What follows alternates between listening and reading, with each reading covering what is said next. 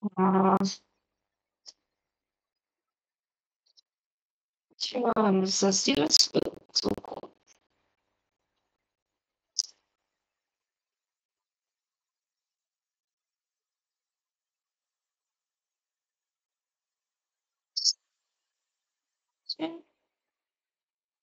Takže ako už môj kolega Oliver povedal, tak dnešná prednáška, lomeno skôr také cvičenie, sa bude venovať práve medalistickej dedičnosti.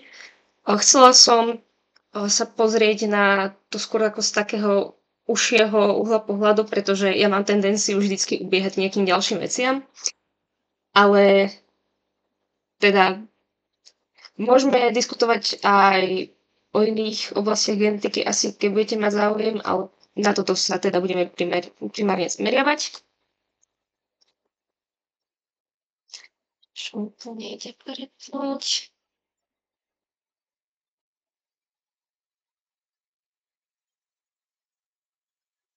No, takže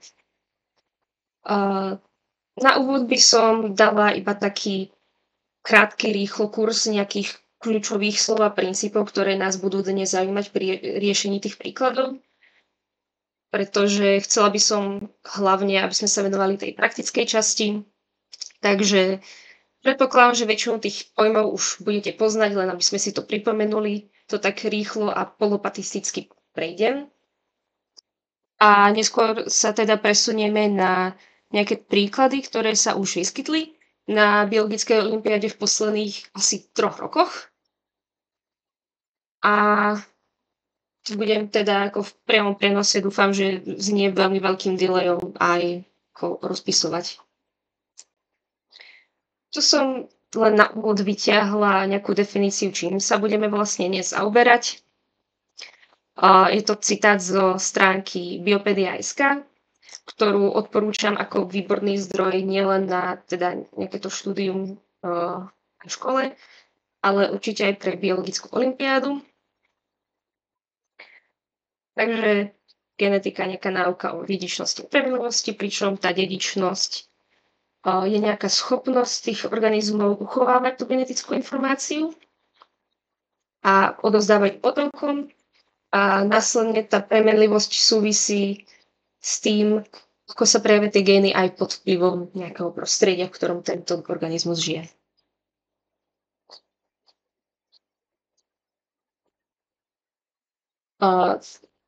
Tak. Asi ste už všetci počuli pojem chromozóm. Ja by som to tak polopatisticky definovala ako kus nejakej genetickej informácie vo forme DNA, ktorý môže byť buď lineárny, čo majú teda eukaryotické organizmy, ako sú napríklad aj ľudia, alebo kruhový, ktorí majú teda prokaryoty, čiže nejaké baktérie, sinice, ale aj mitochondrie a chloroplasty, ako isto viete mnohí z vás. Chromozómy delíme na autozómy, čo je teda väčšina tých chromozómov u nás, gonozómy, ktoré sú teda pohlavné chromozómy, ktoré sa podieľajú aj na určovaní pohlavia. A iste tušíte, že to bude súvisieť s nejakou dedičnosťou ochorení, keďže my ako ľudia máme teda chromozómy pohlavné XY, pričom teda ženské pohlavie má tradične chromozómy XX a mužské XY. O čom to vlastne hovorím? Tak tuto máme karyotyp, ale teda znázornenie všetkých chromozómov, ktoré sa nachádzajú v danej bunke. A tuto vidíte, že chromozómy, ktoré sú označené 1 až 22, tvoria teda nejaké páry, to sú tie autozómy. Sú to chromozómy, ktoré sú identické svojou veľkosťou a tým, aké gény sa tam nachádzajú. A tuto ten posledný pár je pár tých pohlavných chromozómov. A keďže vidíte, že tu máme jeden chromozóm X, ktorý je výrazne väčší ako chromozóm Y, tak jedná sa o karyotyp jedinca mužského pohlavia.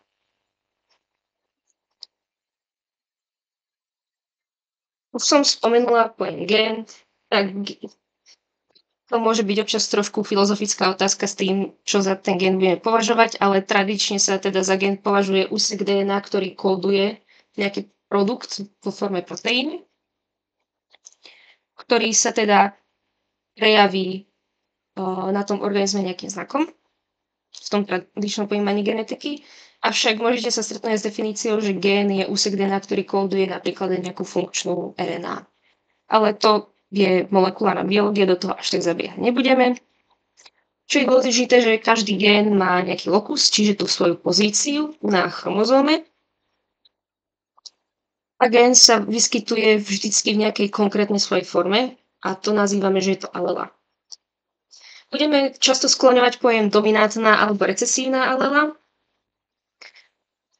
A k tomu sa ešte určite dostaneme, ale teda je dobré vedieť, že dominancia a recesivita je skôr relatívny pojem.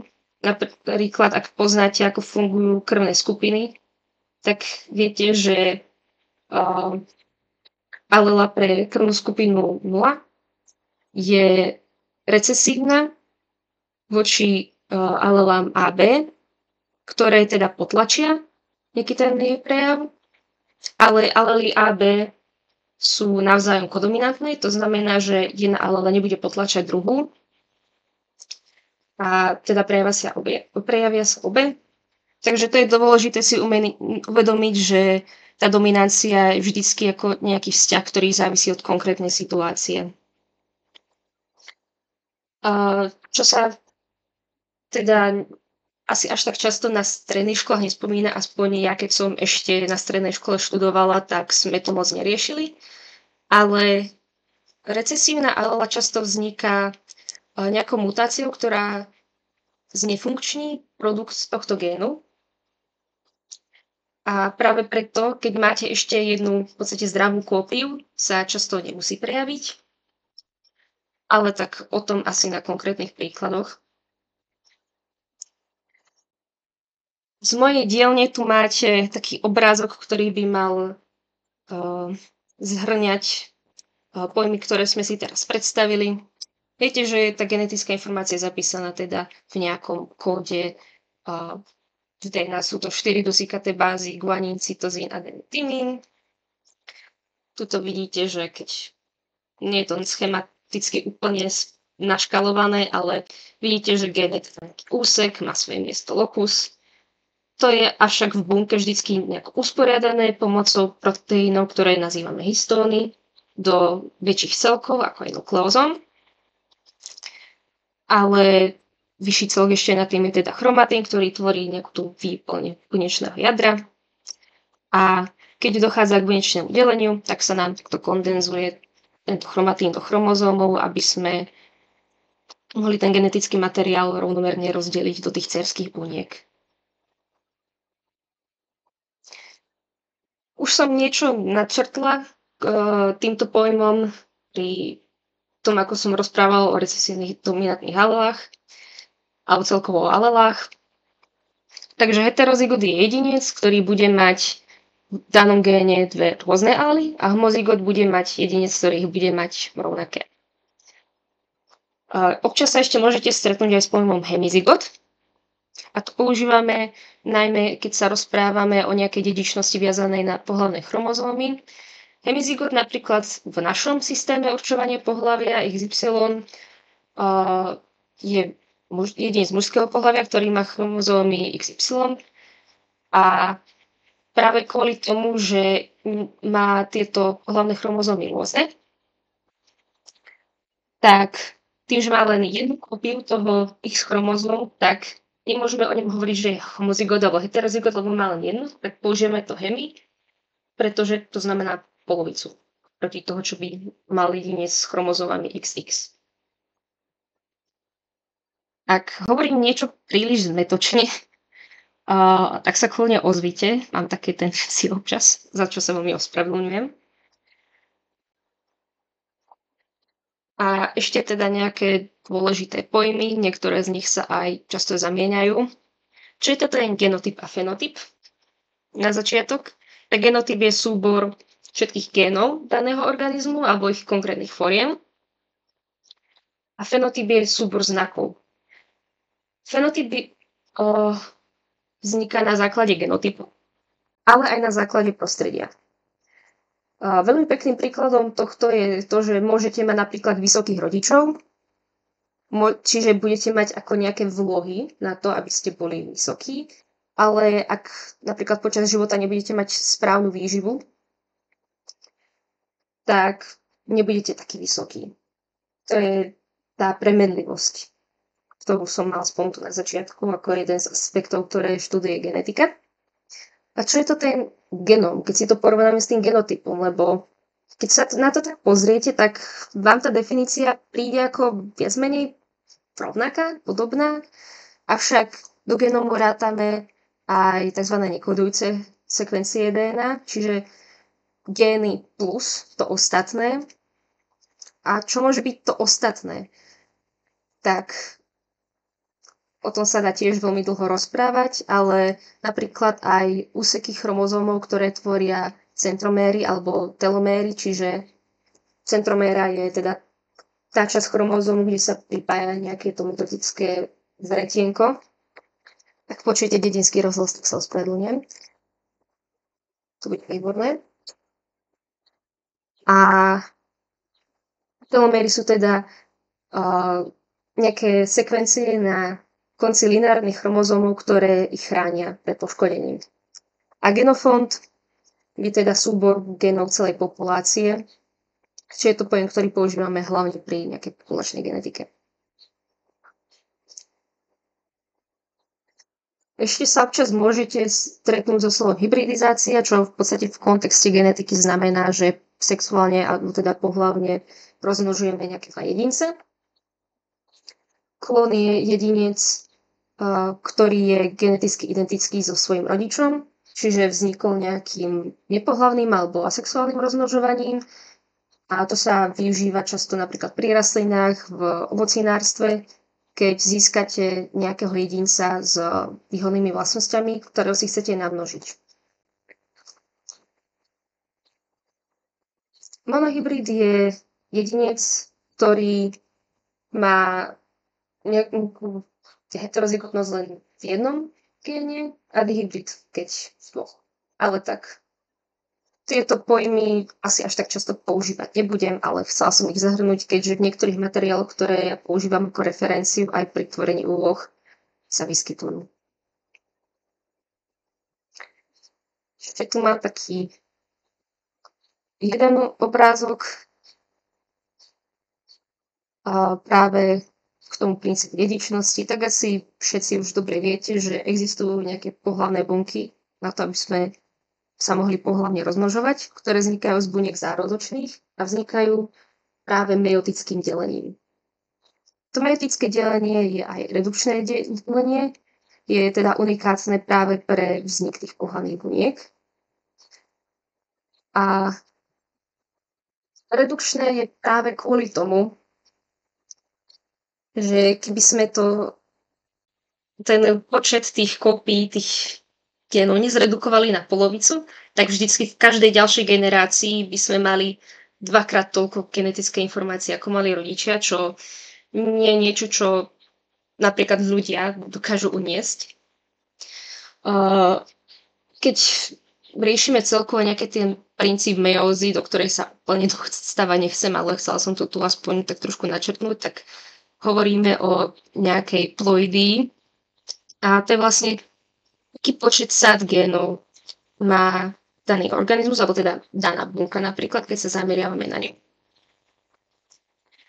Čiže napríklad my sme diploidné organizmy, väčšina našich buniek, ktoré sa práve nedelia, sú diploidné. To znamená, že máme dve sady chromozómov, jednu sadu sme zdedili od otca, druhú sadu sme zdedili od matky. A teda táto bežná bunka má dve kópie nejakého génu. Každý teda na jednom tom autozóme, ak sa nedostávame zase do tej gonozomálnej dedičnosti. A teda toto je nejaký ten princíp toho, že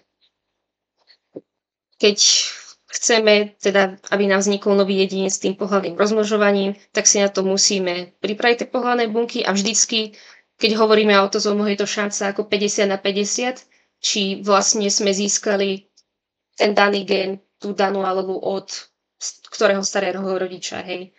Že tam budeme pri tých príkladoch zase narážať hlavne na tú pravdepodobnosť toho, že ak ako veľmi pravdepodobne, že zdedíme nejaký konkrétny gen, nejakú konkrétnu alelu. K čomu sa ešte určite vrátime, v rámci, riešenia týchto úloh sú Panetové štvorce, čo sú taká výborná pomôcka, keď chcete zistiť, aké genotypy vám môžu vzniknúť z jednotlivých krížení. Čiže napríklad toto mám pre vás porovnanie, keď sledujeme teda len jeden gen versus keď sledujeme dva gény naraz, že ako to môže vyzerať. Vidíte, že keď sledujeme teda len ten jeden gen, tak to by ste si možno ešte zvládli aj bez tej tabuľky, jak vypísať, koľko vám toho vznikne, akých genotypov v akom počte. Avšak keď už sledujeme napríklad tie 2 alebo 3 gény naraz, tak vidíte, že už sa nám to trošku komplikuje, preto je to pre si to takto rozpísať. A myslím, že jednu konkrétnu úlohu mám aj zameranú práve na takýto dihybridizmus, takže sa k tomu ešte vrátime. Tak, ja som sa snažila túto časť prejsť čo najrýchlejšie, aby sme mali čo najviac času na to prejdenie práve tých príkladov. Ale ak teda nebolo niečo jasné, alebo sa chcete niečo spýtať, tak teraz je na to priestor práve k tejto teoretickej časti.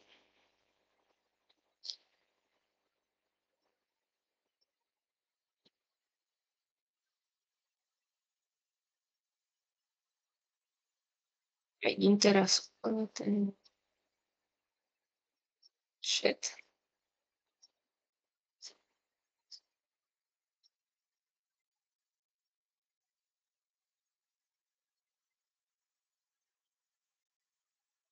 Nie sú žiadne otázky. Vidím, že nepíše.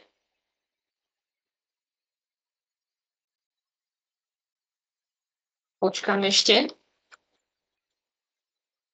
Naozaj nemusíte sa báť mi dať hociakú pripomienku k tomuto obsahu alebo sa hocičo opýtať. Ja tú prednášku robím pre vás, aby ste si z toho niečo odniesli. A žiadna otázka nie je hlúpa otázka. Rozhodne nie.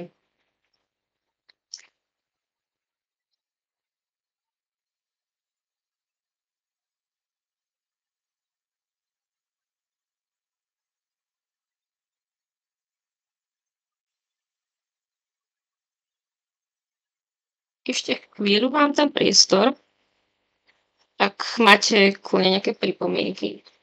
A ja by som sa už presunula potom na tie úlohy.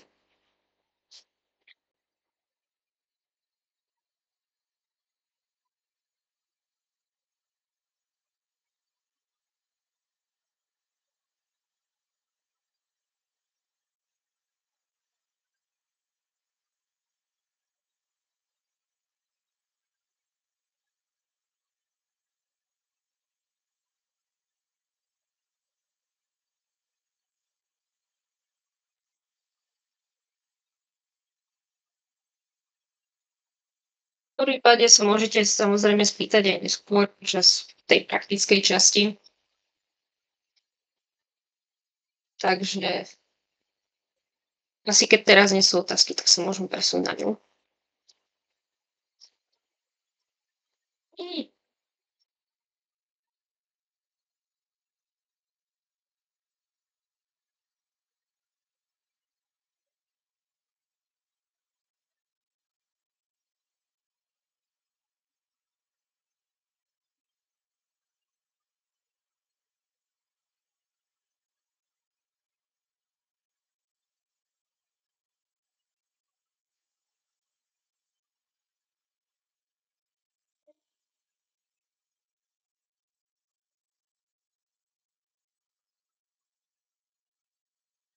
Tak. To v programe Microsoft Whiteboard som si pripravila teda úlohy aj z kategórie B, z krajských aj celoštátnych kôl a pokúsim sa ísť tak nejak podľa tej náročnosti od tých, čo ja považujem za asi najjednoduchšie k tým ťažším. Tak. Ak by ste niečo nevideli, lebo ja teraz budem simultánne pracovať na počítači a na tablete, tak sa prosím ozvite, že niečo vám tu budem písať a vy to tam neuvidíte. Tak, začneme touto úlohou. A je to teda úloha o hemofílii. Ak sa môžem spýtať, vidíte, dobre viete to prečítať? Zobrazuje sa vám to pekne, alebo to potrebujete priblížiť? Môže mi niekto z vás odpovedať na toto? Vidno to dobre. Super, ďakujem. Dobre. Takže hemofília B je ochorenie zváženlivosti krvi, ktoré je spôsobené mutáciou génu pre faktor 9 koagulačného systému. V populácii sa vyskytuje raritnejšie ako oveľa známejšia častejšia hemofília typu A, ktorá postihuje faktor 8. Výsledkom defektného génu pri hemofílii B je spomalenie zrážlivosti krvi pri poraneniach, ľahko sa tvoriace podliatiny, ako aj spontánne krvácanie, ktoré môže vyústiť do životohrozujúceho stavu. V následujúcej schéme máte znázornenú dedičnosť hemofílie B u ľudí. Na základe týchto údajov zakrúžkujte, aký typ dedičnosti sa vzťahuje na toto ochorenie. Tak.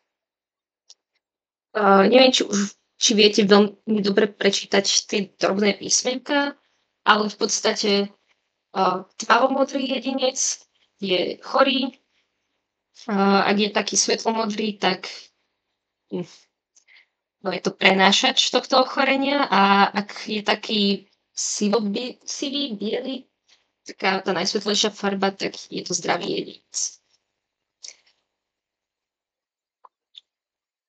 A vyvolovať vás nebudem, ale ak by niekto chcel povedať, čo si myslí, že by to mohlo byť z tých možností, tak nech sa páči, máte priestor.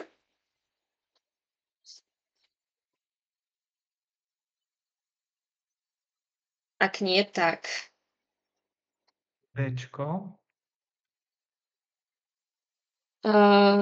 Ešte raz, čo to bolo za písmenko? Prosím. B. B? Diana. Diana, dobre, čiže Dčko. A chceš nám povedať, prečo si myslíš, že je to Dčko? Tak, lebo sú tým ochorením trpia len muži a ženy sú len prenášačky, čiže je to viazané na ten X chromozóm. A ženy, keďže majú 2, tak nedostane tú alelu od tej prenášačky mamy, lebo jednu dostane aj od otca. Ale ten chlapec dostane Y od otca, ale môže dostať tú jednu chorú alelu od mamy. Super. Tak ako preto sa aj teda hemofília B ako častejšie vyskytuje u mužov práve z tohto dôvodu, že u žien by tá žena musela mať aj chorého otca, aj matku, buď chorú alebo prenášačku na to, aby trpela týmto ochorením. A teda poznáme ešte taká zaujímavosť. Poznáme 3 typy hemofílie, ktoré teda postihujú rôzne tie koagulačné faktory. Tu je spomenutá hemofília B a hemofília A, ktoré sú obe gonozomálne recesívne ochorenie, obe sú viazané na chromozóm X. Avšak existuje ešte aj hemofília C, ktorá je autozomálne recesívne ochorenie, ale v drvivej väčšine prípadov, čo sa stretnete s nejakým príkladom s hemofíliou, tak môžete smelo predpokladať, že sa jedná o tie formy, ktoré sú gonozomálne recesívne. To je len taký fun fact. Keď už ma to učili na tej medicíne, tak vám to aj poviem. No, takže myslím si, že toto pekne Môžem sa spýtať? Jasné. Čo znamená, že je spôsobená mutácia génu pre faktor 9 koagulačného systému? Tak toto je skôr taká biochémia, fyziológia ako genetika, ale ak chcete, tak si môžeme vysvetliť aj, prečo vlastne to spôsobuje tú krvácavosť. Veľmi stručne, nejaké to zrážanie krvi, keď sa napríklad porežete alebo máte aj nejaké vnútorné krvácanie. Jednoducho, keď sa poruší stena cievy alebo sa vás zrazí krv, ja neviem, mimo tela v nejakej skúmavke, tak za to sú zodpovedné proteíny, ktoré nazývame koagulačné faktory. Sú vždycky označované rímskymi číslicami a ich, ak si dobre spomínam, 13, s tým, že ale 6 sa vlastne tam nepočíta, ale ide o to, že je to nejaká kaskáda reakcií týchto proteínov, ktorá zabezpečuje to, že sa vám vytvorí tá krvná zrazenina. A hemofília je problém práve preto, že keď máte mutáciu pre gen tohto koagulačného faktoru,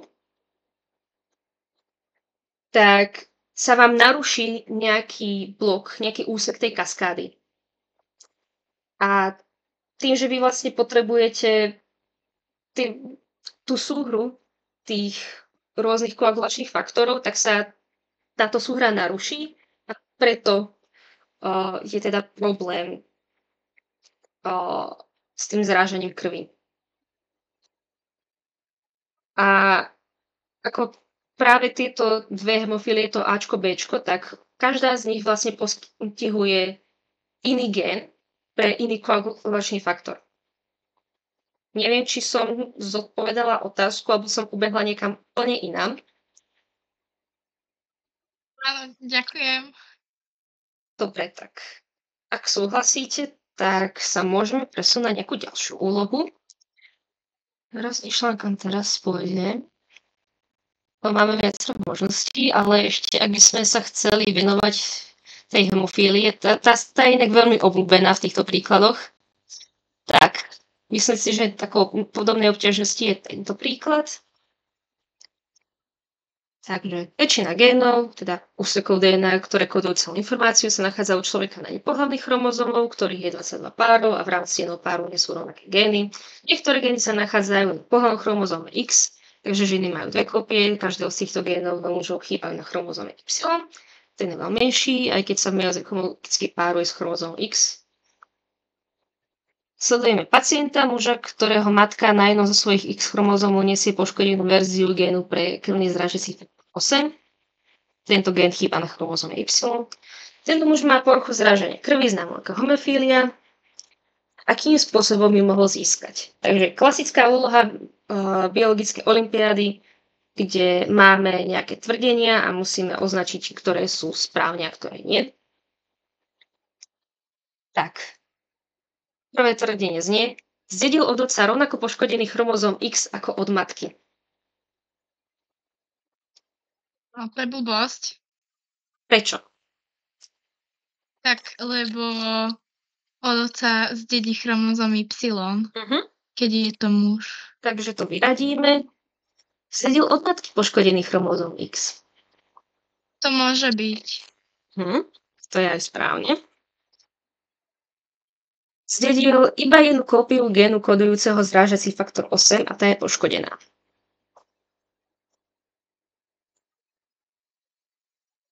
Je to správne tvrdenie?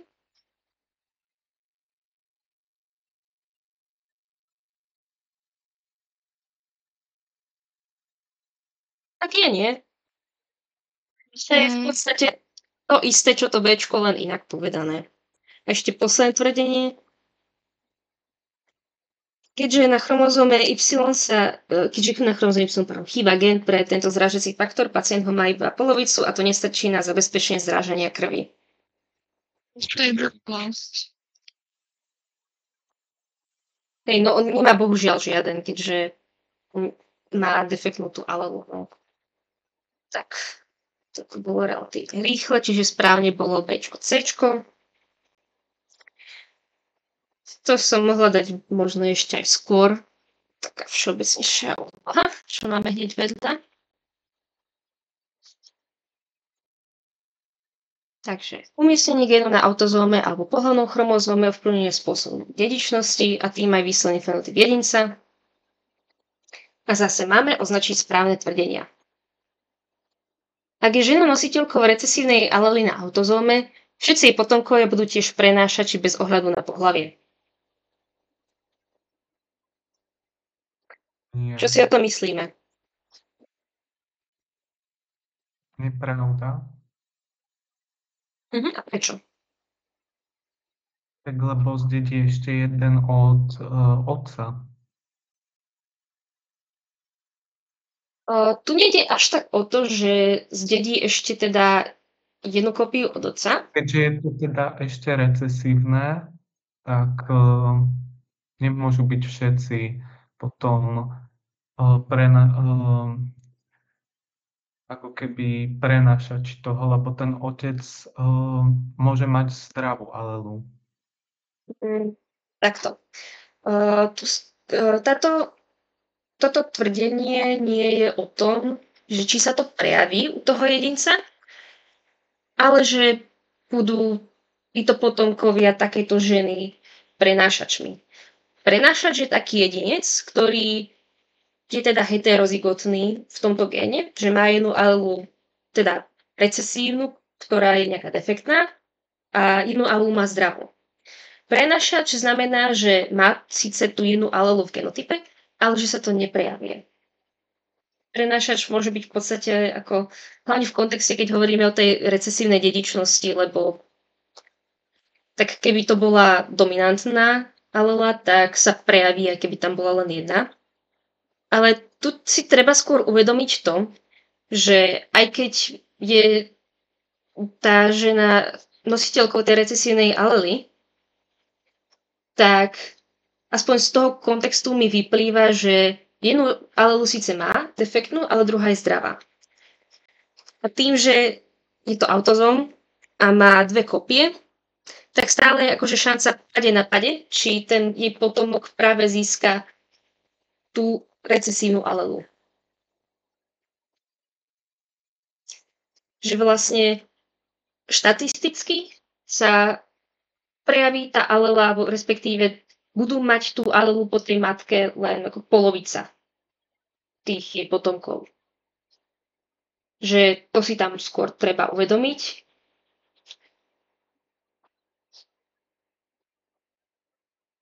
Ale ako ja vám tu budem hovoriť celkovo tieto úlohy, ako by som ich riešila ja, keby som bola proste na vašom mieste, ale to neznamená, že nemôžete napríklad nejakým iným myšlienkovým postupom dojsť tiež k správnej odpovedi. No, ale tak. Ideme asi na to ďalšie tvrdenie. Ak je muž nositeľom recesívnej alely na chromozóme X, všetky jeho dcery budú prenášačkami tejto alely.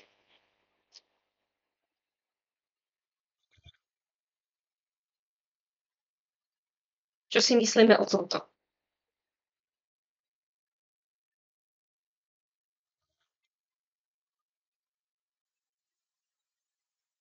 Ja si myslím, že hej. Prečo si to myslíš? Pretože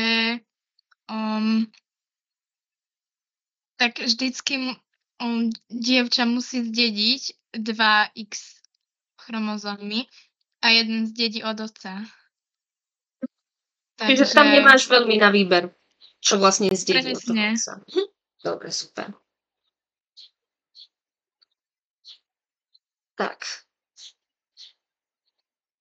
Cčko, ak je muž nositeľ mutovanej alely na Y chromozóme, prejaví sa u všetkých jeho synov. Áno. To je tak akože musí ten jeho syn zdediť to Y, aby mohol byť syn. Takže toto bolo celkom jednoduché.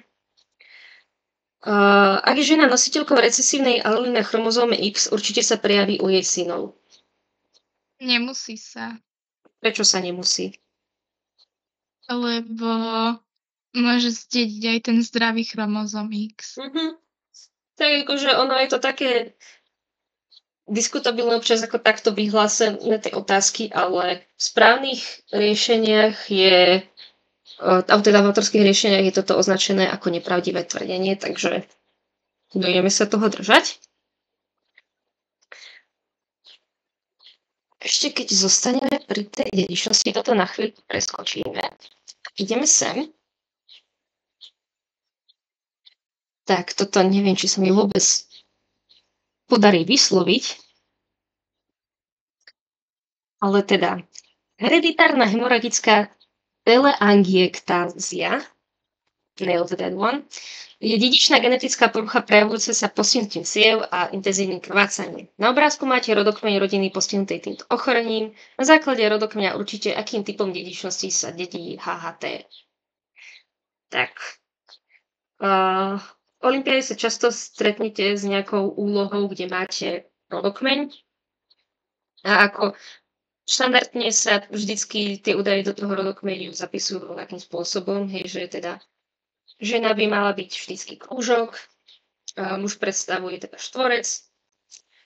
Tie vzťahy s tými prepájenými paličkami asi viete, ako fungujú. A teda buď vám to takto nejak farebne odlíšime, že ja neviem, červené, že akože chorý jedinec, modrý, že zdravý jedinec, alebo v čierno-bielej verzii sa proste stretnete s tým, že väčšinou ten ako chorý jedinec bude mať ako vyplnený ten kľúžok čiernou farbou. No. Čiže to je len taká nejaká technická poznávka, ale tak akože ak eventuálne budete vidieť dostatočný počet týchto úloh,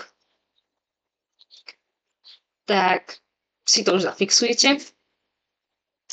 Pozrite sa teda na ten rodokmeň, je celkom rozsiahly. A ak sa teda nájde nejaký odvážlivec s nejakou teóriou, tak kľudne sem s ňou. No tak ja už asi mám, ale neviem, či to je dobré. Ešte niekto by sa chcel s nami podeliť o jeho myšlienky? Jej? Tiež by som skúsil. Tak, môžete skúsiť v poradí, ako ste sa mi prihlásili, povedať svoj názor. No, tak ja si myslím, že to je autozomálne dominantné, lebo tak sú postihnutí aj muži aj ženy. A za to, že dominantné, lebo choroba sa prejavuje aj keď je len jedna tá kopia toho postihnutého génu. A že prenáša sa z generácie na generáciu, že nepreskakuje to tam, že niektoré generácie sú bez choroby a tak. Ďalší človeček, čo sa nám hlásil, si čo myslí? Tiež to isté, lebo tam potom v tej ako keby od druhej časti od zhora sú teda dvaja nositelia a musia mať asi teda alely A a potom recesívnu a teda dominantnú. A jeden ten ich syn zdedil dve recesívne, čiže je zdravý. Ja keď som sa pozerala na tento príklad, tak tiež som sa akože pozerala na tento úsek. Čiže ten vám teda povie, že keď tam vznikol nejaký zdravý jedinec, tak že by to nemohla byť nejaká recesívna choroba. No. Dobre. Tak správne je teda Ačko. A ak nie sú nejaké ďalšie poznámky alebo otázky k tejto úlohe, tak sa môžeme asi presunúť ďalej. Pozriem, čo tu ešte mám, aby to tak prenadvezovalo.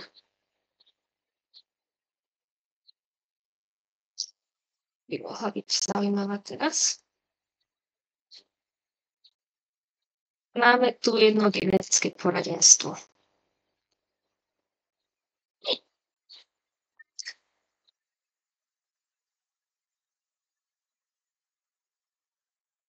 Na genetické poradenstvo sa dostavili manželia Vargovci, ktorým sa narodil syn s veľmi vzácnym monogénnym ochorením, tzv. Leschenheimerov syndrom. Ide o recesívne ochorenie viazané na X chromozóm.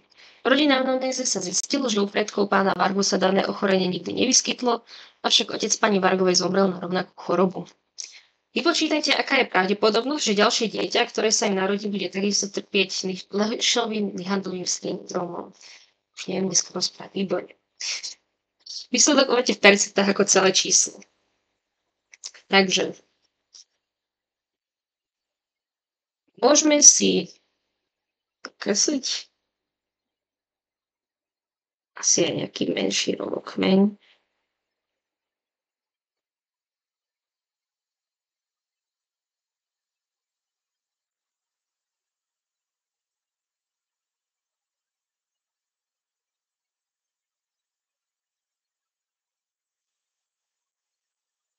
Vieme, že teda manželia Vargovci sú zdraví fenotypovo, ale majú chorého syna. A tuto nás zaujíma teda, aká je šanca, že bude mať ich ďalšie dieťa. Keďže vieme, že je to autozomálne recesívne ochorenie a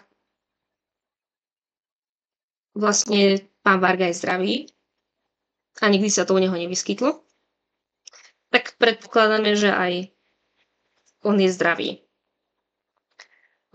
Neviem úplne, ako to teraz označiť, ale môžeme dať ako veľké L-ko k tomu X-ku, Y. Ale odniekade ten gen proste prísť musel, nie? Takže ako bude vyzerať genotyp, ešte keď to dáme, malé L-ko.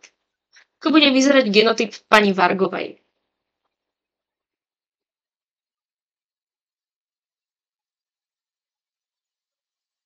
No, tak keď jej otec mal tú chorobu, tak ona musela od neho ten X chromozom zdediť. Takže ona bude mať jeden chromozóm X vlastne ako ten chorobný. Ale o jej matke nevieme nič.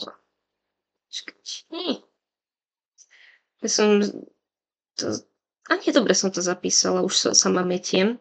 Pardon. Áno, musela byť prenášačkou tohto ona.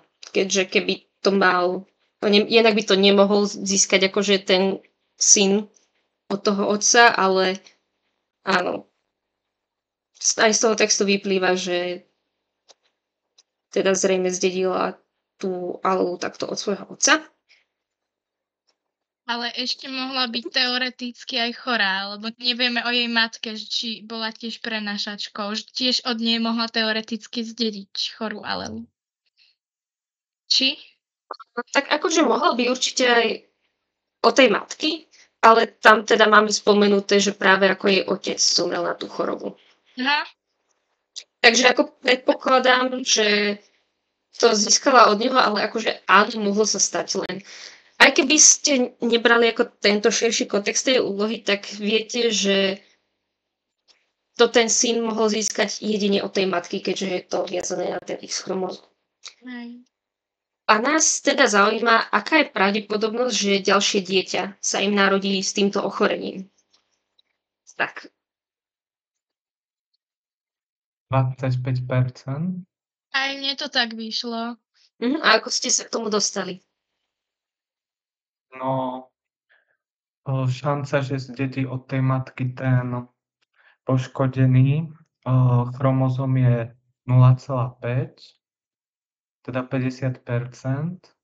A potom ešte šanca, že sa narodí teda im syn, je tiež 0,5%, tak som to vynásobil, to mi vyšlo tých 25%.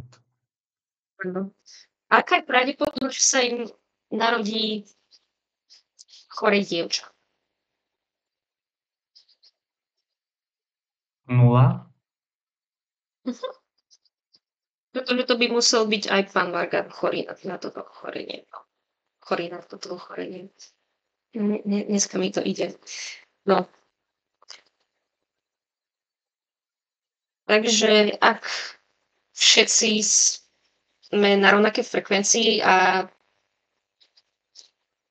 rozumieme, ako toto funguje, tak sa môžeme presunúť ďalej. Po prípade, ak niekto niečo nezachytil alebo niečo úplne nerozumie, tak fakt sa nebojte spýtať. Ja vám hlavu rozhodne neutrhnem.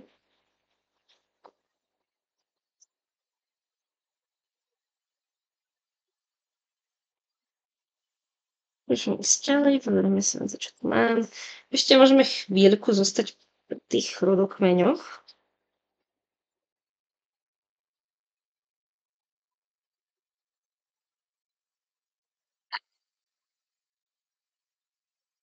To je jedna z prvých úloh, čo som napísala pre biologickú olympiádu.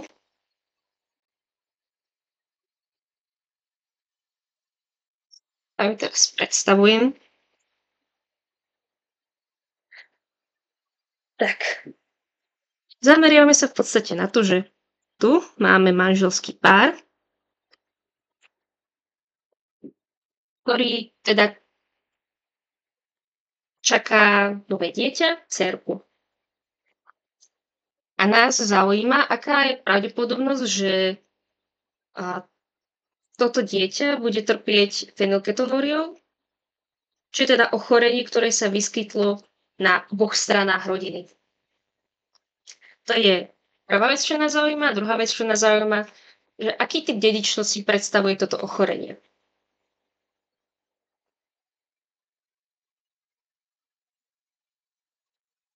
Môžeme začať s tým, že či je to teda recesívne alebo dominantné ochorenie, čo vidíme, že keď ideme tým jednoduchým nejakým pomocným pravidlom, že preskakuje to generáciu, tak je to zrejme niečo recesívne. Teraz, či autozomálne alebo gonozomálne recesívne.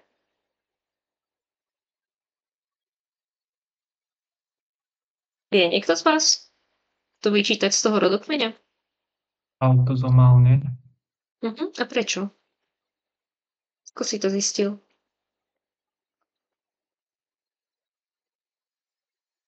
Tak, lebo sú rovnako postihnuté aj muži, aj ženy. A keby to bolo teda viazané na gonozóm, tak tento jedinec... mi zhasol tablet.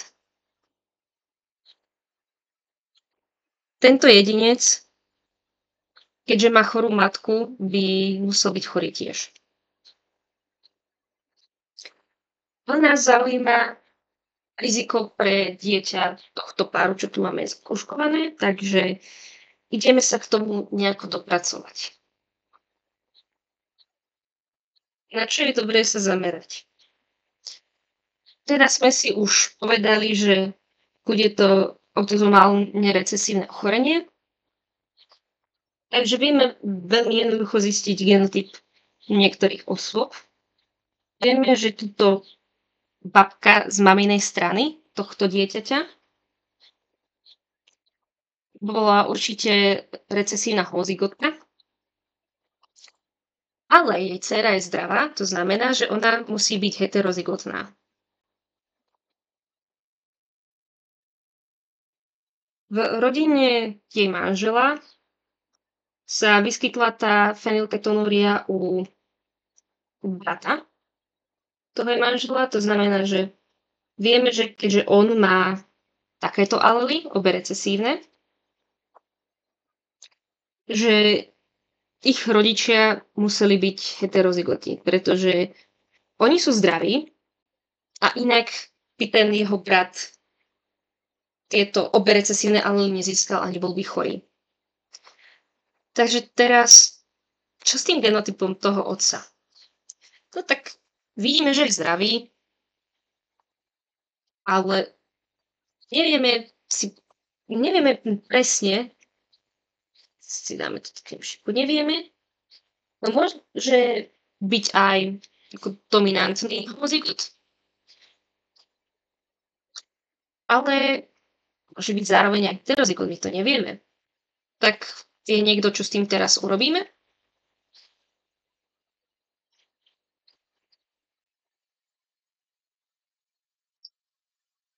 Nakreslíme si planetu štvorec konečne. Takže máme tu heterozygotných rodičov.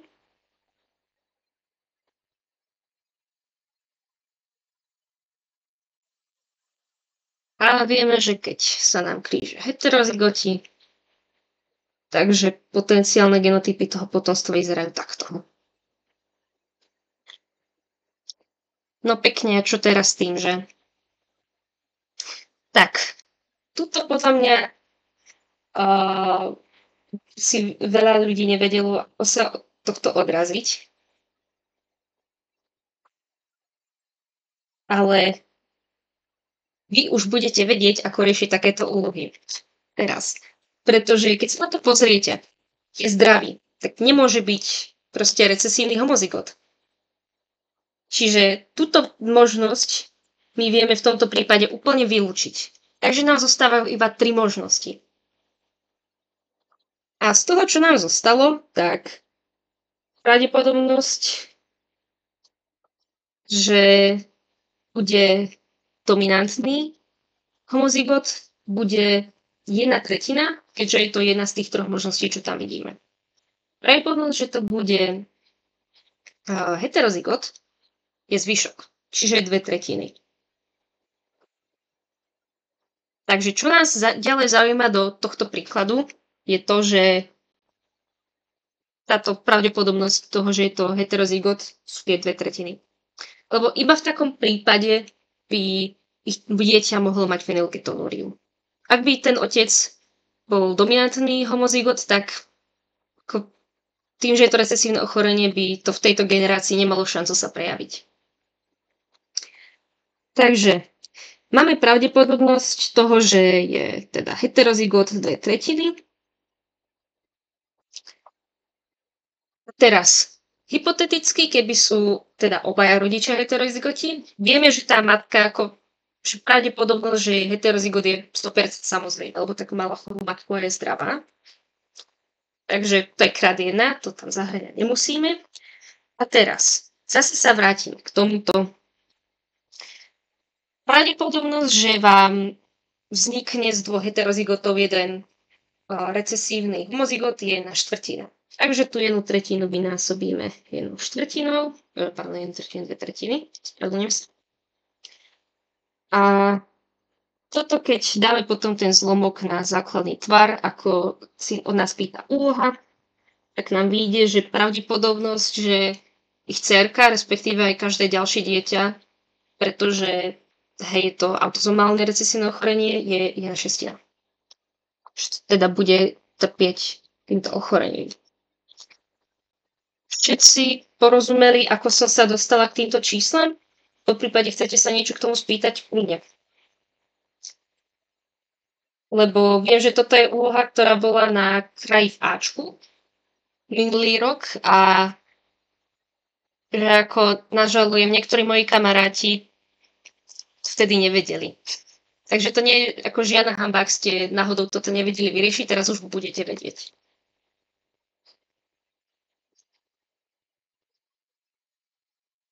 Ak hoci kto z vás sa chce k tomu spýtať, tak kľudne teraz je na to priestor.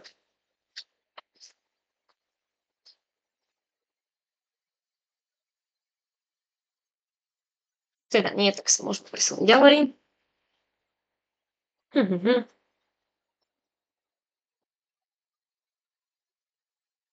A ešte zabehnem k tomuto príkladu. Si. Tak, to už budeme sledovať viac, z čoho sa určite tešíte. A otázka znie, že teda máme vybrať nejakého potenciálneho partnera, s ktorým by sme mali najväčšiu pravdepodobnosť, že keď budeme krížiť takéhoto jedinca, nás vznikne taký potomok s takýmto genotypom. táto úloha by sa dala riešiť aj tak, že by sme si to všetko teraz rozpísali takými tými panetovými štvorcami, ako som ukazovala, alebo sa dá na to ísť aj jednoduchšie. A ako úprimne, keď riešite tú biologickú olympiádu, tak väčšinou chcete si to rýchlejšie riešenie, no, keď je možné sa k nemu dostať. Ja si myslím, že to bude C-čko. A prečo?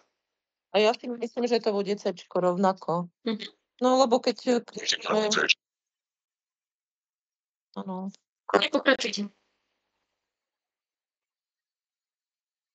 Matematicky, keď krížite, keď chcete dostať aspoň malé jedno Ačko, tak musí to byť určite Ačko nie je možnosť, lebo tam sú dve veľké Ačka, takže by som vymyslila jasné matematicky. No v Bčko iba jedno malé Ačko, takže Cčko, Dčko je najlepšia možnosť. A keď idem sa na Bčka pozerám, chcem, aby tam boli veľké dve Bčka, tak určite dve veľké Bčka. Takže Cčko. Je toto Cčko. Takto sa dá na to ísť rýchlejšie, ako keby ste si to celé rozpisovali. Takže, hej, to sa nebola až taká nejaká desivá úloha, ako občas bývajú na tej olympiáde. No. Keď už som načrtla tieto panetové štvorce zase, tak to mám tak schovanú jednu úlohu. Teraz sa ideme hodnotiť fenotypový štiepný pomer. Ak krížime dvoch heterozygotných jedincov a aby som to celé nerozpisovala, neviem, čo sa mi to stalo zase. Aby som to celé nerozpisovala, toto si požičiam z tej svojej prezentácie, tú tabuľku.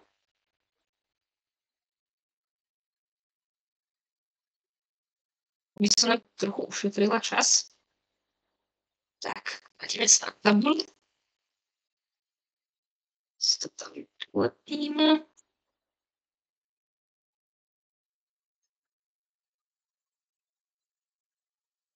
Tak. Vyskytuje sa tu pojem recesívna epistáza. To už je trošku zložitejšia genetika, ako sme doteraz riešili, ale máme to tam v podstate vysvetlené, čo to znamená. Je to vlastne medzigénová interakcia, pri ktorej musíme mať v tom prvom lokuse dominantnú alelu na to, aby sa mohla prejaviť tá alela v druhom lokuse.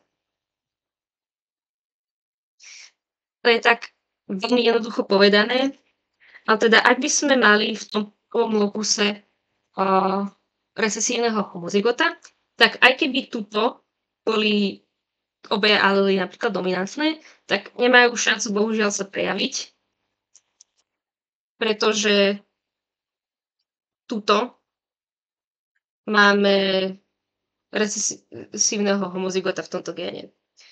Ako to môže fungovať v praxi, tak keď máte napríklad nejakú enzymatickú kaskádu, dajme tomu nejakú syntézu nejakého farbiva, tak v tomto prípade napríklad by nejaký skorší produkt tejto syntézy bol kodovaný génom, ktorý tu máme ako pod tými Ačkami.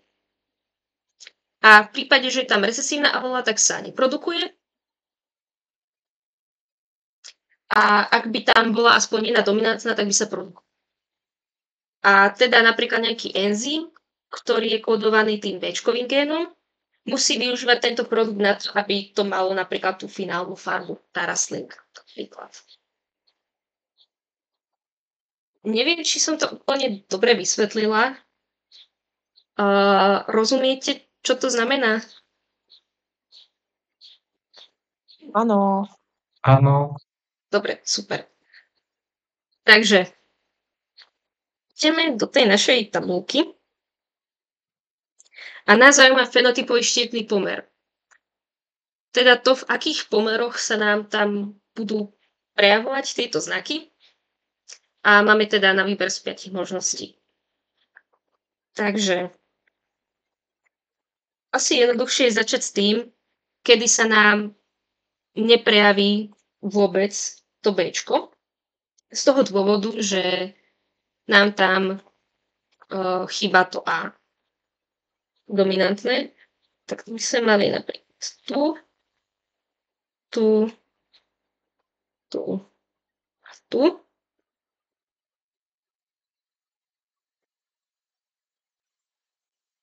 A teda všade, kde by sa nám to Bčko mohlo prejaviť, by sme mali takto, čo bude v podstate väčšina. Čiže vždy, keď máme aspoň jedno veľké Ačko, jedno veľké Bčko.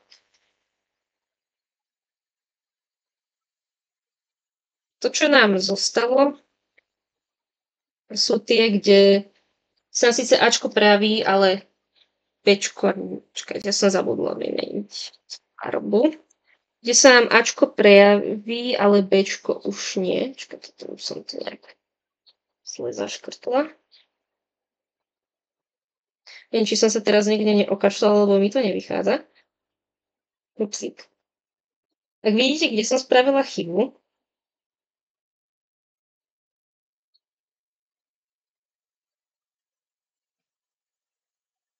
A tuto.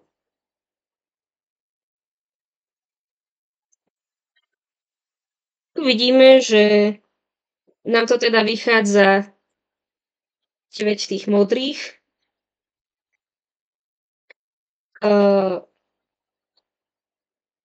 Trom tým fialovým k 4 červeným.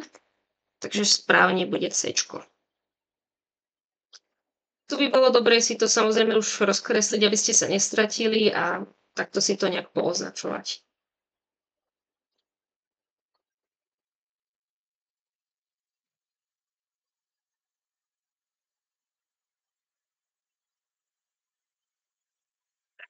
Môžeme ísť asi ďalej. Nikto nemá nejakú poznámku k tomuto. Už máme dosť pokročilý čas. Táto prednáška mala trvať len hodinu. Ale ešte by som rada prešla aspoň nejaké 2 príklady, ak vám to neprekáža. By sme mali aj trošku z iného súdka.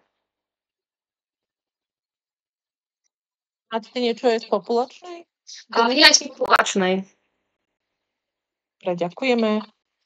Takže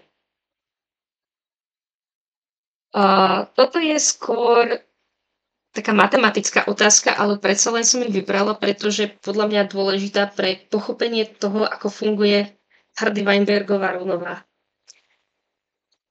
Čo sa za týmto pojmom skrýva, je jedna veľmi jednoduchá rovnica. To je P plus Q zácvike na druhu sa rovná 1. A keďže sa to rovná 1, tak keď urobíte druhú odmocninu z jednotky, tak vám stále vyjde 1, takže aj P plus Q sa bude rovnať 1. Na čo je tá rovnica dobrá? Tak. Používame to. Niekto sa hlási.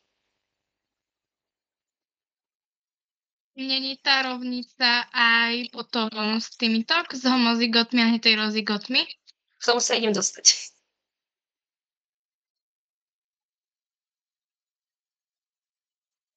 Ja som len ako matematicky to chcela zapísať pre tých, čo viete asi matiku veľa lepšie ako ja. Ale teda je to rovnováha nejaká... Pardon? No správne, vy to tam máte napísané. P na druhu plus 2, PQ plus Q na druhu sa rovná 1. To je to prvé, čo máte napísané. Áno, to je to prvé. Len máte to vo vzorci ako súčku. Áno, mám to vo vzorci.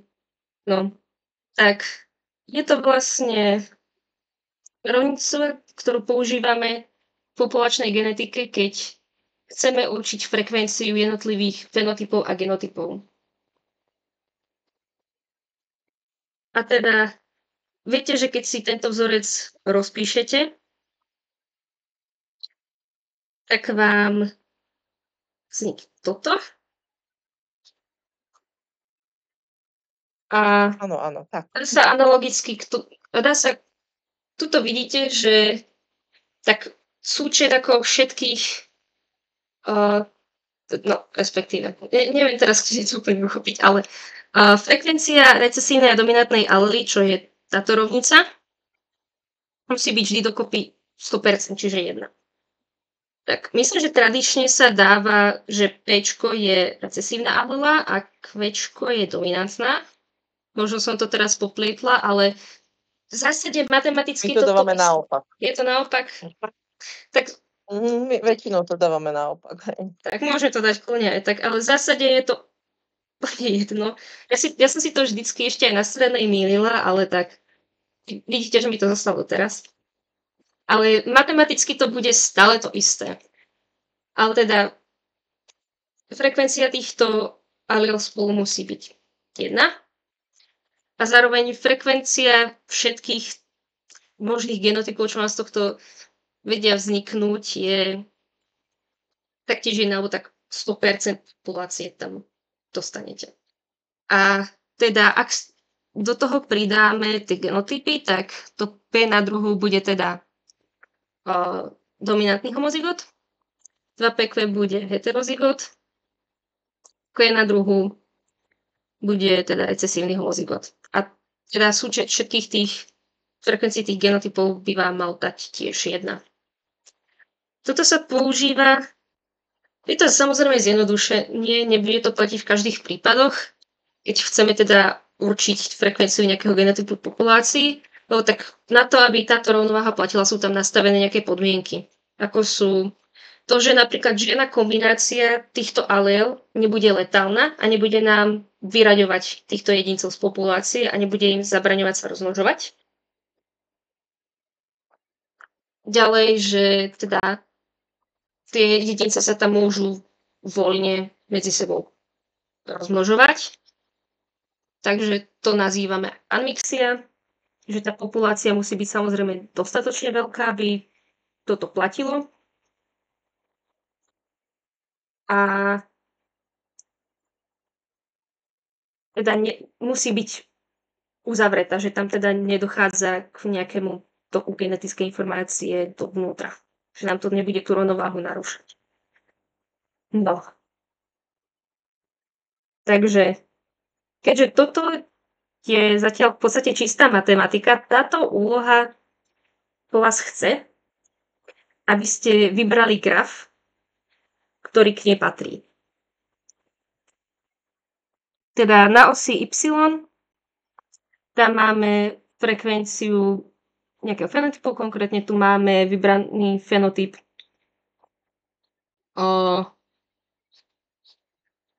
máme tu dominantného homozygota a heterozygota a na osi X tam máme teda frekvenciu dominantnej alely.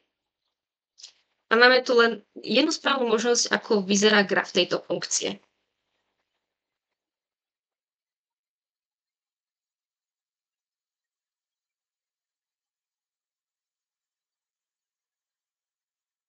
Dá sa ísť na to podľa mňa pekne vylučovacou metódou. Tak máte priestor teraz vyjadriť svoj názor, pretože čo z toho to bude.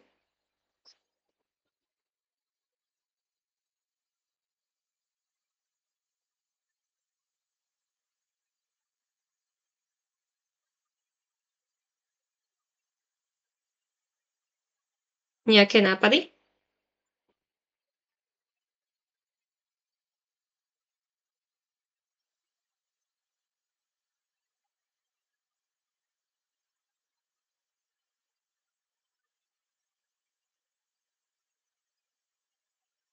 Teraz ten graf, to sú ako farebné sú tam. Jeden je tmavší, jeden bledší. Áno, jeden je tmavší, jeden svetlejší. Jeden heterozygot si môžem predstavovať a jeden homozygot. Áno, tak. Tak. Lebo mám tu nejaké čierno-biele, asi aj vy. Áno, je to čierno-biele kvôli tomu, že často aj keď teda tlačíme tie zadania, hlavne ako na tých krajských kolách, tak ako nie všade je dostupná tá farebná tlač. Takže vždy sa to snažíme tak spraviť, aby sa to dalo rozlíšiť aj ako v tej čierno-bielej verzii. Čiže jedno je tam také svetlejšie a druhé tmavšie, no. Jedna krivka je P a druhá Q? Nie, jedna je dominantný homozygot a jeden je heterozygot. No, tak ja si myslím, že... nezmysel. Tak C-čko to je také najvýraznejšie, hej, že... No, C-čko to... Ja si myslím, že to bude Ačko. Takže máme tu jeden hlas pre A. A C-čko teda vyškrtneme, pretože vidíme, že sa nám tam vôbec nemení ako frekvencia toho jedného genotypu. Čiže to už ako na prvý pohľad nevyzerá dobre. Áno. Má ešte niekto nejaký iný nápad, alebo tiež sa prikláňa k tomu Ačku? A aj Dčko asi by mohla byť taká, že keď je dominantné je k nule, tak aj k nule bude aj heterozygoti. Len ten heterozygot, tak to sa mi zdá, že ten graf musí byť parabola s tým maximum pri 0,5, aby to sedelo. Tak. Takže Dčko je tiež blbosť. Áno, veď vravím, že Dčko je blbosť. Nemôže byť jasné. Tak som to vravela, že nule, obidve idú. Takže Dčko by sme vylúčili tiež. A to Ačko by malo taký najväčší zmysel. Hej, len tam sa líši tá krivka, tá druhá. Ja vám to teda asi prezradím. Správna odpoveď je B. A to je kvôli tomu, že keď máme v tej funkcii to na druhu, tak matematicky to môže mať tá funkcia jedine takýto tvar. To sa mi úplne nepodarilo obtiahnuť. Áno, je to časť parabol. Že musela by tá funkcia vyzerať inak na to, aby to malo vlastne takúto krivku.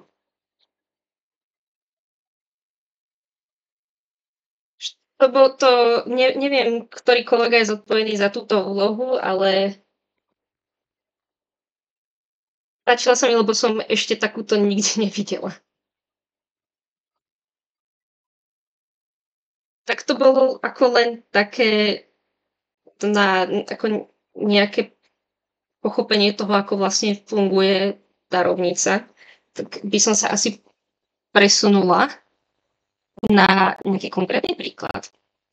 To je moja úloha z krajského kola pre A tento rok. A z našej štatistiky patrila medzi najhoršie vyriešené, respektíve za ňu dostali účastníci najmenej bodov. A neviem, či to bolo kvôli tomu, že to bolo počítanie, tak to rovno preskočili tí žiaci, že na toto nemám čas, alebo či akože bol s ňou taký problém. Po krajskom kole sme robili vlastne biominútky, že sme tie ako úlohy s najhoršou úspešnosťou vysvetľovali, buď ako vo videu, alebo ja som túto úlohu vysvetlila aj v písanej forme. A tak keď už je tá príležitosť, tak som si povedala, že ju prejdem aj takto na prednáške. Cystická fibróza je ďalšie veľmi obľúbené ochorenie biologické olympiády, čo sa týka genetických príkladov. Takže je to autozomálne recesívne ochorenie. A vieme, že na Slovensku sa nám jedno z 2500 detí narodí s touto poruchou. A nás zaujíma v tejto úlohe, mňa zaujímalo, že aká časť populácie teda je prenášačom tejto alely. A áno, teda ten dodatok, že môžeme predpokladať, že pre zjednodušenie odlieha toto ochorenie tiež nejakej Hardy-Weinbergovej rovnováhe v našej populácii. Tak, a výsledok teda sa mal vyjadriť v percentách. No. Vedel by niekto, čo s tým? Ešte vôbec začať. Áno. Takže je tam jedna z 2500, tak vieme, že Q na druhu je 4 10 000 a z toho odmocnina je teda 200. Čiže 2% je výskyt tej recesívnej alely. Ak teda dobre počítam. No, áno. No. Ja som to naskladala tak, aby tam boli pekné čísla, ale ten údaj mám, myslím, aj z nejakej stránky Unilabs alebo takéto nejakej spoločnosti, ktorá robí tieto genetické vyšetrenia, takže ten údaj by mal byť správny. Ako aj fakticky. Takže toto je v podstate to kvéčko. Je to kvéčko, áno. A nás zaujíma... teraz si vypočítame päťko. Potom to päčko vieme vypočítať, to bude 0,98. Takže odpočítame proste to kvéčko od jednotky. Áno. A potom vypočítam 2 PQ, že proste vynásobím 0,9. Ešte 0,98 krát 0,02 ešte krát 2. A vyšlo mi, že to je 0,0392. A to potom dáme už len v percentách, či 3,92. Áno, presne tak. Ja som to ja som veľmi rada, že to vyšlo tak, že tam v podstate mohol byť len jeden správny výsledok, že tam nemáte akože čo zaokrúhľovať. Takže ako áno, je tam, že zaokrúhľovanie na 0,2 miesta, ale tak to je také trošku asi na zmetenie toho žiaka. No. Áno, to tak dávajú aj v matematických úlohách bežných, takže to je normálne. A takáto podobná úloha bola aj v inom ročníku, v takom staršom, a tam bol zlý výsledok v autorských riešeniach. Stane sa. Akože snažíme sa samozrejme, aby tam vždycky boli správne tie riešenia, ale tak ako aj majster tesár sa utne, hej. Ale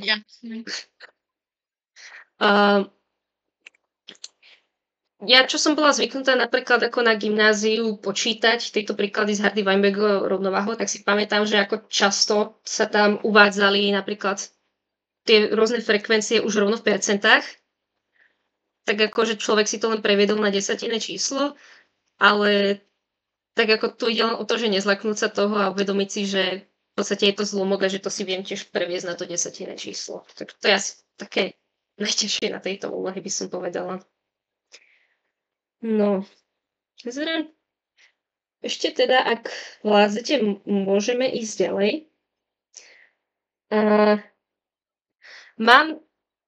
Môžeme prejsť ako aj obe úlohy, ale mám tu už potom také zložitejšie.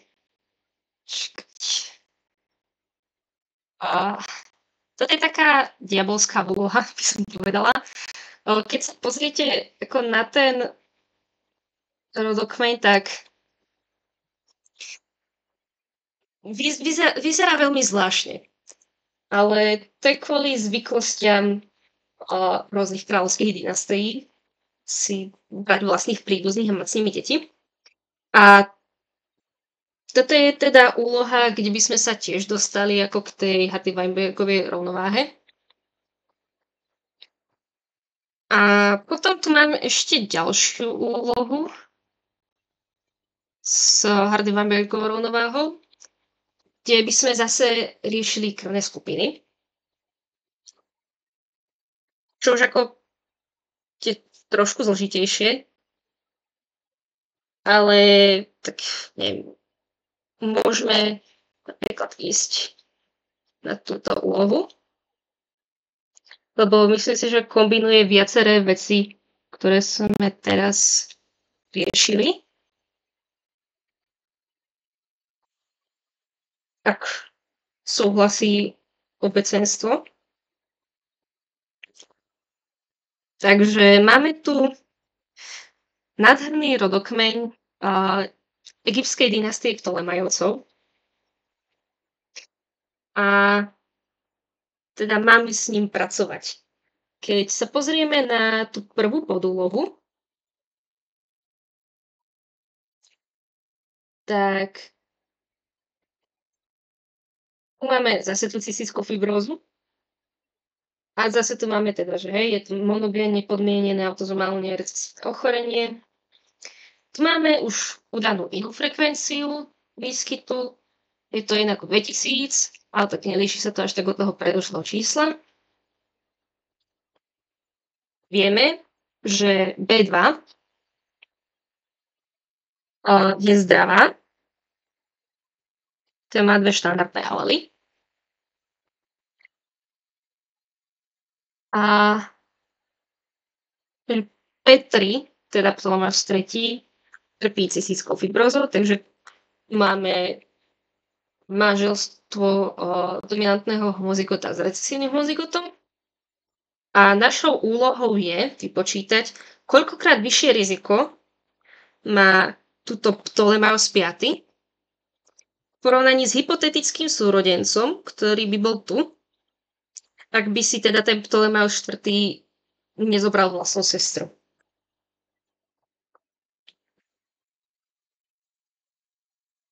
Takže zase neviem, kto tú úlohu vymyslel, ale veľmi mu sa ďakujem, pretože mne by niečo takéto nenapadlo nikdy vytvoriť. Ale tuto je ako krásna názorná ukážka toho, prečo je dobré mať akože partnera, ktorý nie je váš príbuzný. Lebo tak vieme, že deti tohto zväzku P3 a B2 nemajú ako veľmi na výber, budú to heterozygoti. A z toho vidíme, že Ptolemeus V má šancu 1 z 4, že bude trpieť cystickou fibrózou. A teraz máme to porovnať s hypotetickým súrodencom, ktorý by bol ako polovičný súrodenec, keby s tým Ptolemeus IV mala nejaká iná žena, náhodne vybraná z populácie to dieťa. Môžeme teraz proste len tak usúdiť, že tak náhodná žena z populácie tá bude asi zdravá, môžeme počítať, že je zdravá. Čo tam musíme urobiť?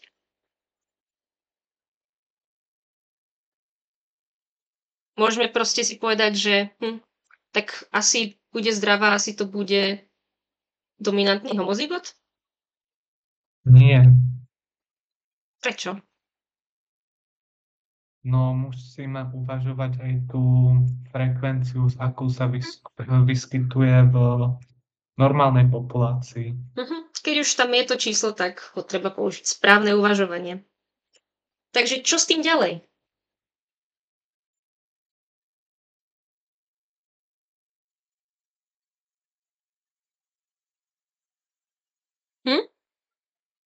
Nejaké nápady?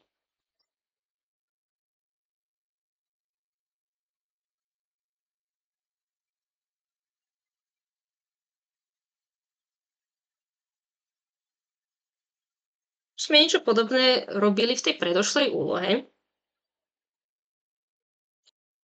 A teda vieme, že musíme vybrať zdravú ženu. Čiže to, že by bola chorá na tú cystickú fibrózu, môžeme vylúčiť. Takže berieme do úvahy len genotypy takéto. A samozrejme cystickú fibrózu by mohol v takomto prípade ten hypotetický súrodenec mať iba, ak by tá náhodná žena bola heterozygotka.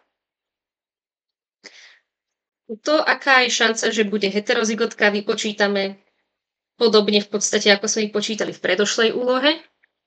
Čiže vieme, že Q na druhu je jedna z tých 2000.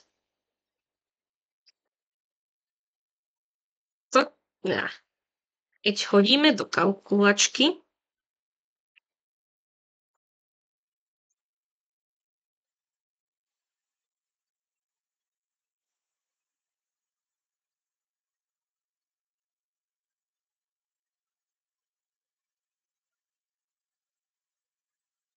zistíme, že je takéto číselko. Počkať, zabudla som jednu.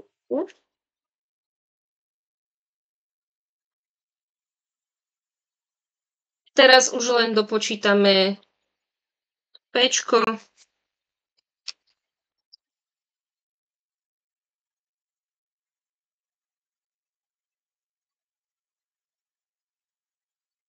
Z toho vypočítame teda frekvenciu heterozygotov. Pardon, ste mohli kričať, že to nevidíte.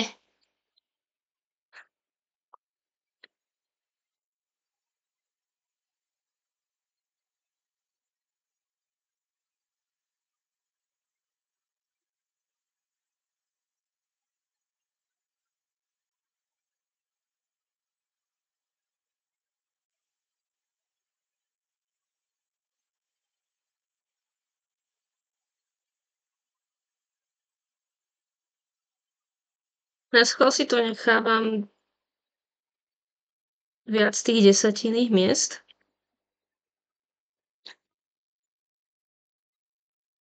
No, takže vypočítali sme frekvenciu heterozygotov v tejto populácii. Tak už iba vezmeme toto číslo. A to vynásobíme krát 1/4 alebo 0,25. Čakať.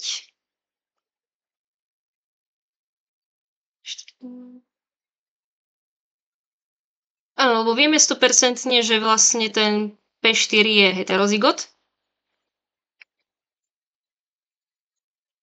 A teda tá šanca, že tá žena by bola heterozygotka, je tých 4,3%. A teda pravdepodobne, že by tam vznikol recesívny homozygot, je 1/4. Som si to musela zažiť, lebo nevidím na vlastnú kalkulačku. Takže keď do kalkulačky, tak zistíme, že je to približne 1%.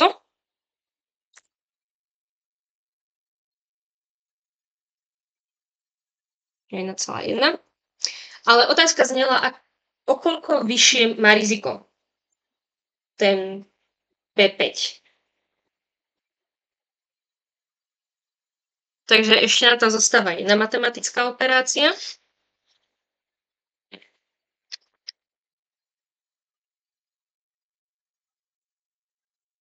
A to je, že si podelíme ako 25% tými 4, čo to cepem, 1,93. A to keď zaokrúhlime na celé číslo, ako po nás chce zadanie, tak získame 23. Čiže má 23 krát vyššiu šancu, že bude mať cystickú fibrózu, ten P5, v porovnaní s tým, keby mal ako polovičného súrodenca ako z tej bežnej populácie. Takže tuto vidíme tú dôležitosť nebrať si vlastných príbuzných. Prečo je to vlastne zlý nápad?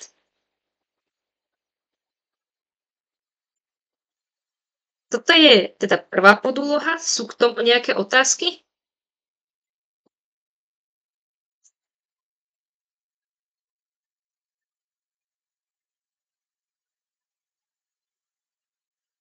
Nie sú tak, ešte môžeme tú podúlohu si prejsť spolu. Takže K1, to máme jemnou farbu do toho. To je prenášačkou hemofílie. P5 aj P6 sú zdraví.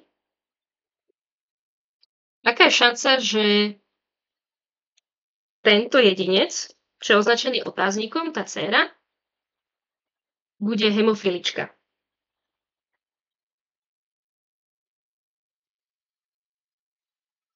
Takže tu sa nám to znova zamotáva. A keďže vieme, že prenášačkou hemofílie, že je to gonozomálne recesívne ochorenie, tak ten genotyp vieme zapísať nejako takto. Vieme, že P5 aj P6 sú zdraví.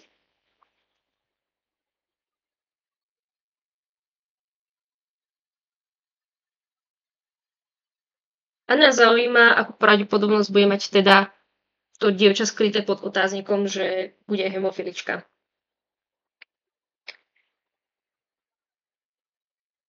Tak. Keď sa pozrieme na P8, tak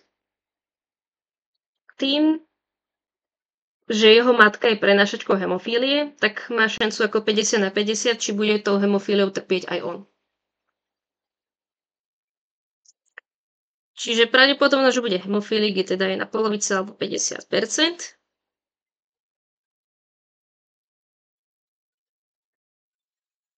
Keď sa pozrieme na K2, tak tá má zdravého otca, to znamená, že rozhodne musí mať jednu alelu zdravú, ale tiež má šancu 50/50, či získa od matky tú chorú alelu. Takže tiež má šancu 1/2, že bude prenášačkou. Že sa tam u nej vyskytne táto alela. Teraz sa pozrieme na K3.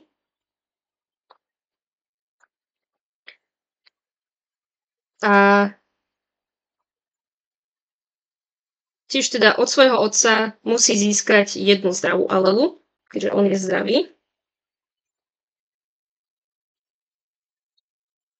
A keďže jej matka má šancu 50/50, či bude mať tú hemofíliu alebo nie, tak ona to bude mať ešte deleno 1/2, teda deleno 50%.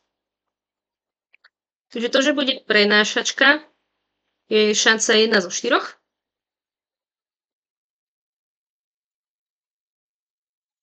A teraz to musíme zase skombinovať.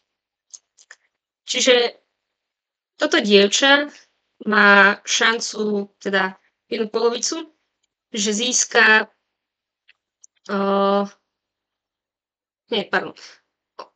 má šancu 1/2, že získa od otca tú defektnú alelu, pretože jej otec má teda šancu 50/50, či bude hemofilik.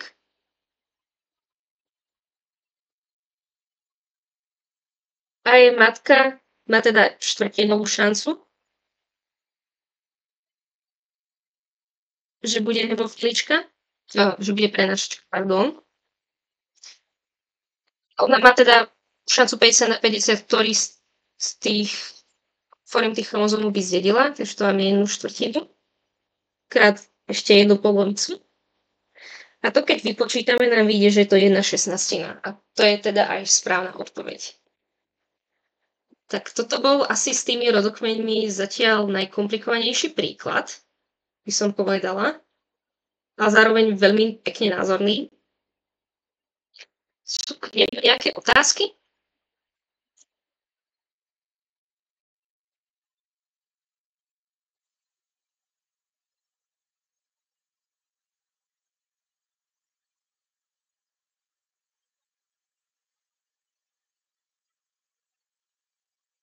Nikto nič, žiadne pripomienky, ako by ste možno uvažovali vy?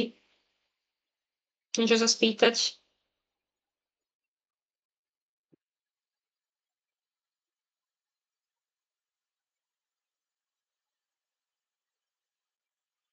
Dobre. Tak keď nie sú žiadne otázky k tomuto príkladu, tak tu mám ešte takýto príklad, kde by sme teda museli počítať s 3 alelami v tej Hardy-Weinbergovej rovnováhe. Chcete si to prejsť? Lebo už máme dosť pokročilý čas. Už máme prednášku viac ako 1,5 hodinu, tak chápem, ak už nevládzete, predsa len sú prázdniny.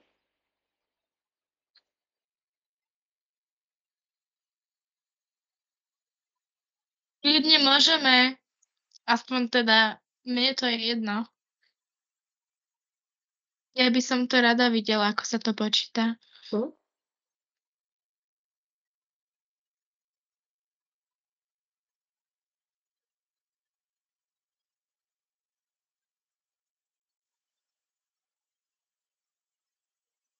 Nejaký protest voči tomuto názoru?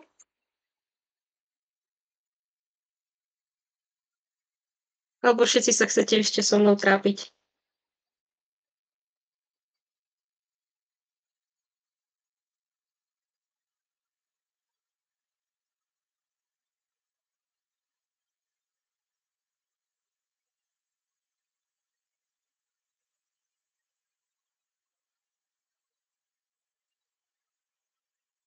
No dobre, tak si to môžeme prejsť.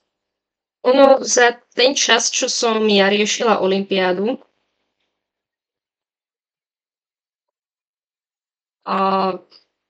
sa takáto nejaká úloha tam vyskytla raz. Ale rozhodla som sa ju sem pridať, ak by bol o to záujem, ak by sa náhodou vyskytla znova. Takže tuto máme aj danú veľkosť populácie tej Hardyho-Weinbergovej rovnováhe, čo je 10 000 ľudí. A vieme, že 2500 ľudí tu má krvnú skupinu 0. Ďalej, čo ešte máme zadané, je, že frekvencia alely pre krvnú skupinu A je 15%.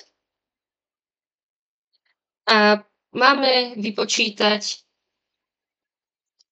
tam nejaké ďalšie veci v rámci tejto úlohy. To je jedna z úloh, ktoré boli na celoštátnom kole, keď som posledný rok riešila biologickú olympiádu. A nevyriešila som ju tam. Ale odtedy som sa to už naučila, tak vám to ukážem, aby ste to vedeli aj vy.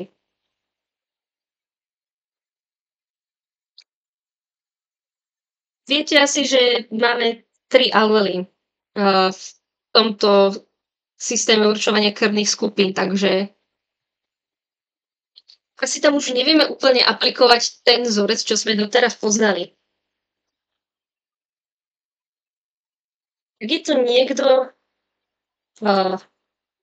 s matematickým cítením, viete, ako by ste si s týmto poradili?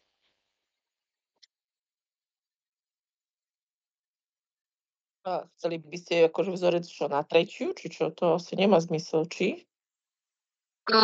Bude to na tretiu. Ale ak utekám sa raz vyzradím. A aký vzorec by ste chceli? No z binomické vety, hoci aký viem spraviť, na koľka tu chcete, no len a ako by vyzeral akože ten vzorec? Čo musíme dať? Akože 3P plus Q plus R, alebo tak, na tretiu? To je blbosť, nie? P plus Q plus R na druhú to bude. Na druhú, hej? Potrebovali by sme dať. A môžeme, aby sme sa nestratili, ak vám to neprekáže napísať, tak ako sa to bežne označuje, keď sa riešia s tým genetické príklady.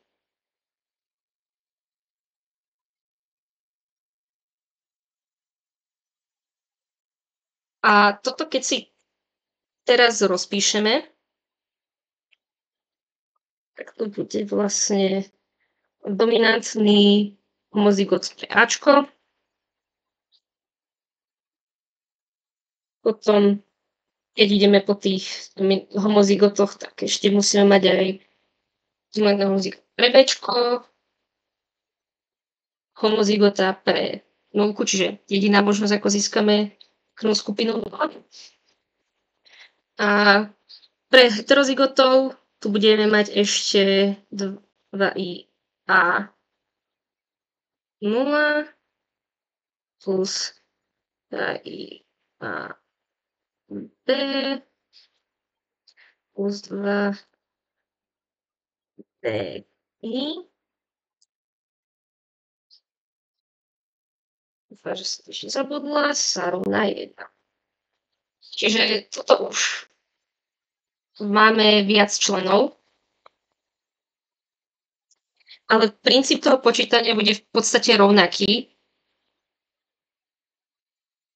ako by sme mali pri tej ako klasickej, keď sledujeme len 2 alely.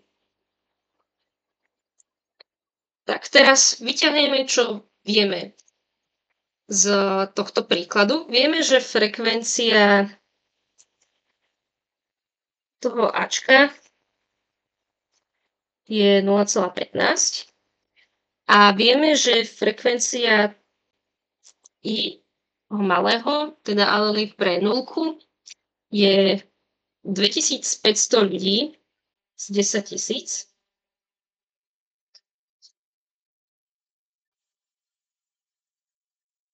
Takže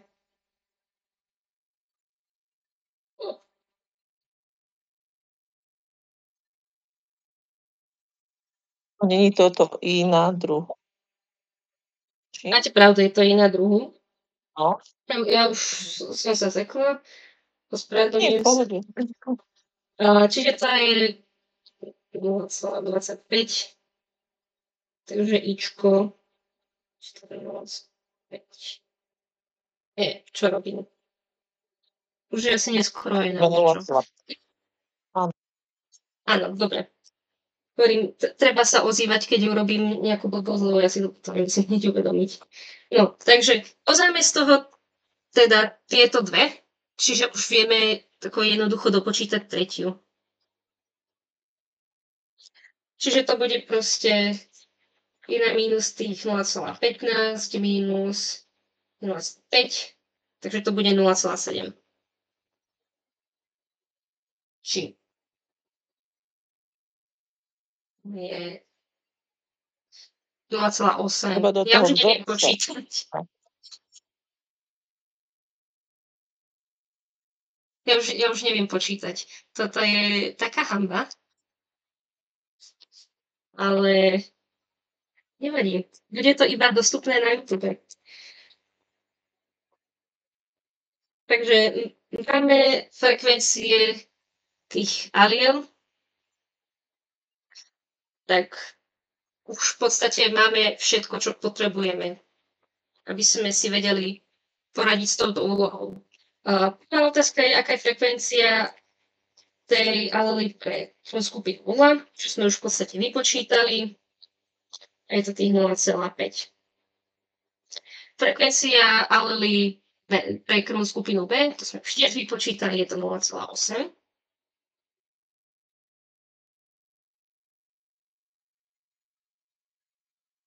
Počkajte.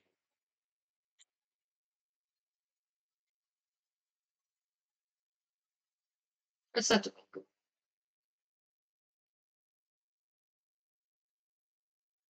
a nie.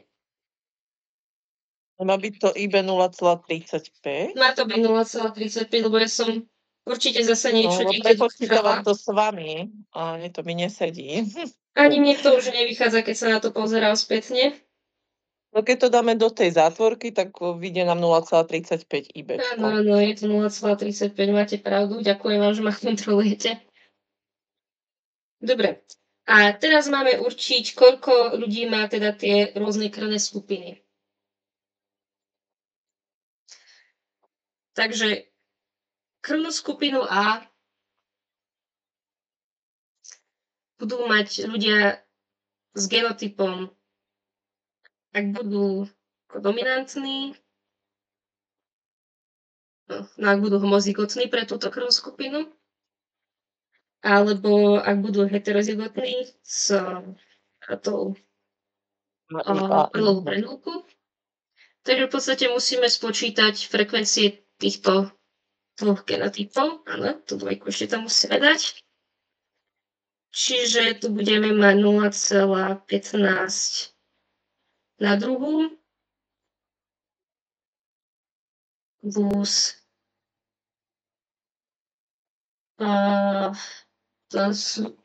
tu máme 2 × 0,15 krát 0,5.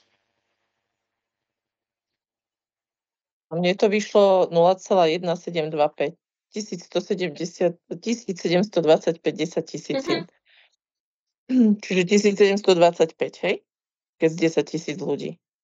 Áno. Tak to vychádza potom, keď to ako prenásobíme s tými 10 000 ľuďmi, hej. Áno. Čiže ako odpoveď na tú otázku, lebo sa pýtajú nie na frekvenciu, ale na počet ľudí je tých 1725. A potom analogicky by sme takto vypočítali aj pre tú krvnú skupinu B.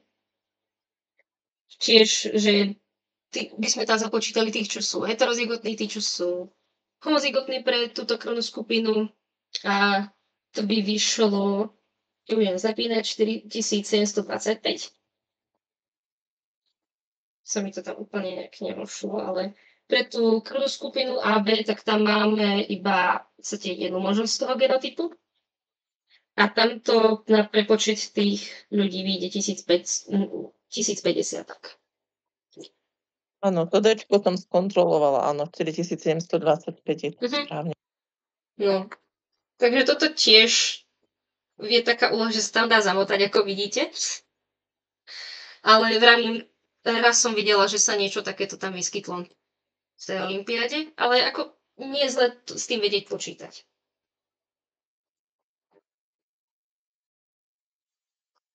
Takže ako mala som tu ešte nejaké ďalšie úlohy, ale tie boli veľmi podobné už tým, čo sme prešli. Takže ja by som teraz asi dala keď tak ďalší priestor na diskusiu. Ja sa veľmi ospravedlňujem za tie všetky svoje preklepy, lebo nemalo by sa mi to diať až v takejto frekvencii. Ale dúfam, že aj napriek tomu, že som sa občas v tom trošku smotala, za čo sa fakt veľmi ospravedlňujem, že vám táto prednáška niečo dala a že ste si z nej aspoň niečo odniesli.